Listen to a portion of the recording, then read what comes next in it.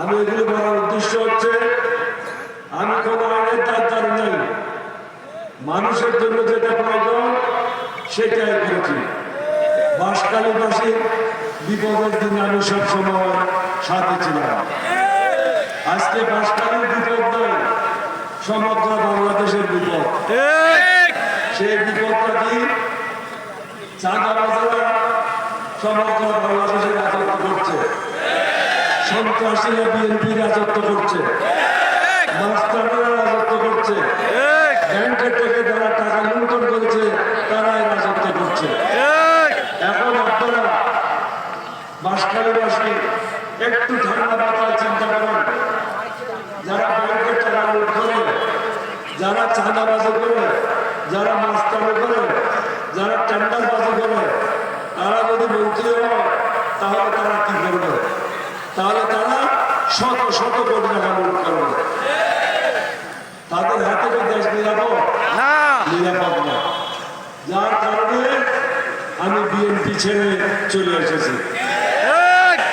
আমি তো বিএনপিতে ছিলাম, জোটে ছিলাম, একসময় বিএনপিতে ছিলাম, কিন্তু আমার কথা তখন কেউ শুনে নাই। তাদেরকে সঠিক রাস্তা আনার চেষ্টা করেছি, কিন্তু তাদের কাছে সঠিক রাস্তা ছিল চাঁদাবাজি, সঠিক রাস্তা ছিল মাস্তানি এবং বিদেশিদের দালালি করা। বিদেশিদের দালালি করে, মাস্তানি করে, চাঁদাবাজি করে আল্লাহ রাস্তা পাবে না। আল্লাহ রাস্তা পাওয়ার জন্য সৎ পথে চলতে হবে, ন্যায়ের পথে চলতে হবে, ইনসাফের পথে চলতে হবে।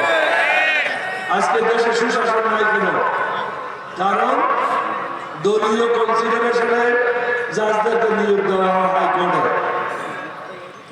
সুতরাং যারা দলীয় ভাবে নিয়োগ প্রাপ্ত হয় তারা কিভাবে দলের বিচার করবে? কারণ দলের প্রভাব তাদের উপর থাকে। আজকে আমরা কতগুলো সংস্কারের ব্যবস্থা করেছি। সেই সংস্কারগুলি কি? যোগ্যতার ভিত্তিতে বিভিন্ন জায়গায় নিয়োগ হয়।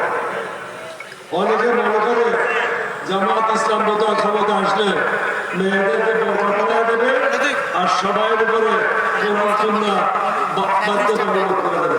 এরকম কিছুই না।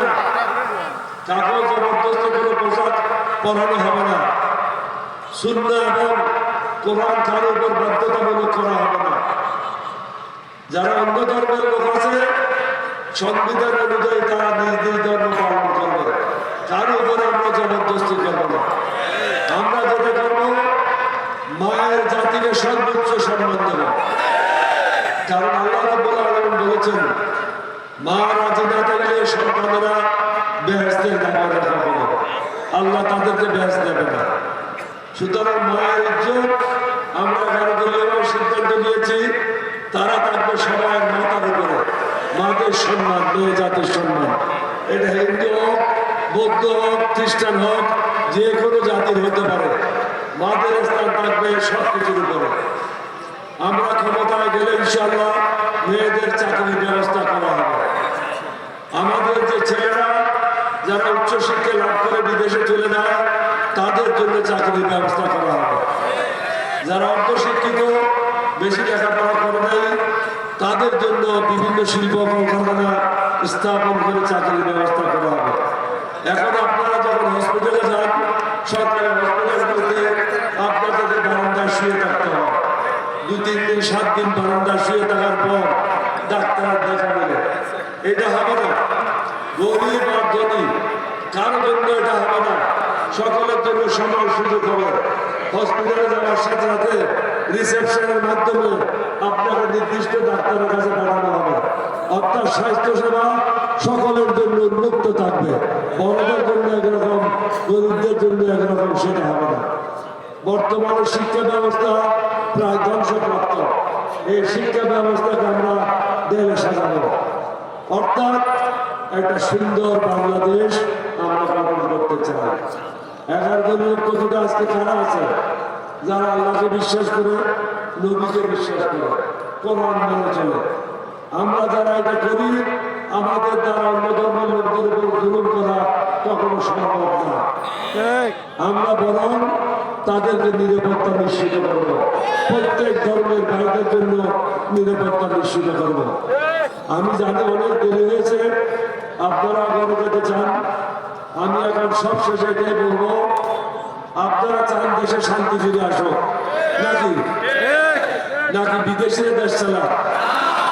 বিদেশিরা দেশ চালা চান না, সন্ত্রাসীরা দেশ চালা চান না, মাস্টাররা দেশ চালা এটাও চান না, দুর্নীতিবাজরা দেশ চালা এটা সবকিছু যদি না চান, বাসকালী মাসে কি করতে হবে? জাতি ধর্ম দল মত নির্বিশেষে আমাদের 11 দলীয় প্রার্থী জহিরুল ইসলাম সাহেবকে বিপুল ভোটে জয়লাভ করতে হবে। ভোট আপনাদের কাছে আমারও। আল্লাহ রাব্বুল আলামিন প্রতি 5 বছর পর পর, হাসিনার সময় এটা ছিল না, এটা 15 বছর পরে আমরা সুযোগটা পেয়েছি। যারা 15 বছর ভোট দিতে পারে তারাও এখন ভোটার হয়েছে। এই আমানতকে খেয়ানত করা চলবে না। যারা এটা খেয়ানত করবে আল্লাহর পক্ষ থেকে তারা শাস্তি প্রাপ্ত হবে। সঠিক ব্যক্তিকে অবশ্যই ভোট দিতে হবে। আপনি যদি আম খাইতে চান, গলা গাছে গেলে আম পাবেন না। আপনি যদি সুশাসন চান, ন্যায় বিচার চান, শান্তি চান, সকল ধর্মের সমান অধিকার চান, মেয়েরা সবচেয়ে উচ্চ জায়গায় থাকতে চান, তাহলে আমাদের জহিরুল ইসলামের মতো প্রার্থীকে ভোট দিতে হবে। আওয়াজ তো বাড়াবো না, বড় বড় লাগে, তাহলে কি বলো একটা জোর আওয়াজ করো না, শতানো অনুভব তবে জোর তালি মারা যায়। একদম বাস্তবে সেই মোটামুটি দেখা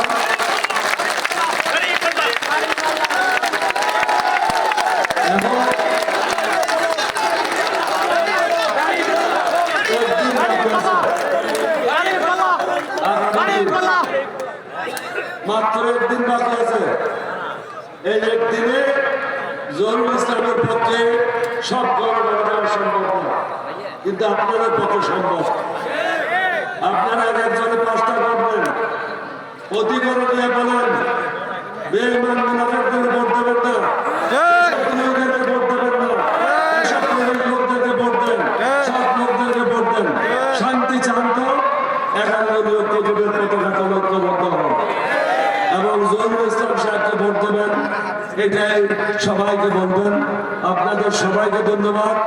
আপনাদের সকলের পক্ষ থেকে জহিরুল ইসলাম সাহেবকে দাঁড়িপাল্লা আমি উপহার দিচ্ছি।